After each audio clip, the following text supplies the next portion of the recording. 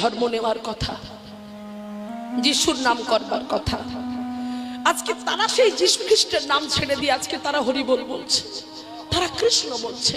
তারা বলতে পারে না, বলে হরে কৃষ্ণা হরি বল, হরে কৃষ্ণা হরি বল।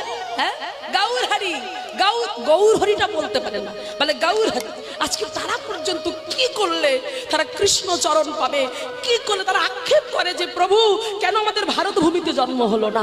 আর আমরা একটা প্রবাদ বাক্য আছে না, যে পাশের গরুর পাশেই, গোয়াল ঘরের পাশেই ঘাস আছে, কিন্তু তবু গরু কিন্তু সেই ঘাসে মুখ দেয় না, ছুটে বেড়ায় এদিক ওদিকে, মাঠে সে মাঠে ছুটে বেড়ায়, তার পাশেই কিন্তু ঘাস আছে, তবু সে ঘাসে মুখ দিচ্ছে না। তা আমাদের হিন্দু ধর্মের, আমাদের সনাতন জাতিদের এই অবস্থা হয়ে গেছে যে আমরা আমাদের ভগবানকে চিনতে পারলাম না।